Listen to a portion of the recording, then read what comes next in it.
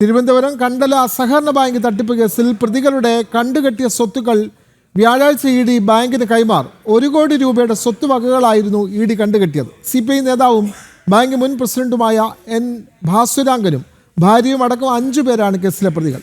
അനധികൃത വായ്പകളിലൂടെ 44 കോടിയിലധികം രൂപയാണ് ബാങ്കിന് നഷ്ടമുണ്ടായത്.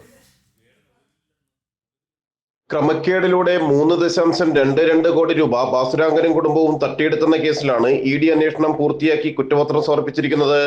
CPI നേതാവും കണ്ടല സഹകരണ ബാങ്ക് മുൻ പ്രസിഡന്റുമായ N. ഭാസുരാംഗൻ, മകൻ അഖിൽജിത്ത്, ഭാസുരാംഗന്റെ ഭാര്യ ജയകുമാരി, മക്കളായ അശ്വതി, അഭിമ, അശ്വതിയുടെ ഭർത്താവ് B.R. ബാലമുരുകൻ എന്നിവരായിരുന്നു പ്രതികൾ. 2023 നവംബർ 21 പ്രതികൾ അറസ്റ്റിലായിരുന്നത്. തുടർന്ന് പ്രതികളുടെ 1 കോടി രൂപയുടെ സ്വത്തുക്കൾ ഇ.ഡി. കണ്ടുകെട്ടി. ഈ സ്വത്തുക്കളാണ് വ്യാഴാഴ്ച ഇ.ഡി. കണ്ടല ബാങ്കിന് കൈമാറുന്നത്. ബാങ്ക് ഈ സ്വത്തുക്കൾ ലേലത്തിൽ വെച്ച് നഷ്ടമായ പണം തിരിച്ചുപിടിക്കുകയും പണം നഷ്ടമായ നിക്ഷേപകർക്ക് നൽകുകയും ചെയ്യും. മതിയായ ഈടില്ലാതെ ലോണുകൾ അനുവദിക്കുന്നതിൽ ഭാസുരാംഗൻ ഇടപെട്ടിരുന്നു.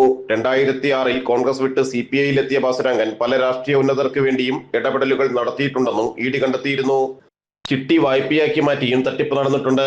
പല പേരുകളിൽ തുടങ്ങുന്ന ചിട്ടി പണം മാറ്റിയെടുത്തിട്ടുള്ളത് ബിനാമി അക്കൗണ്ടുകളിലൂടെയാണ്.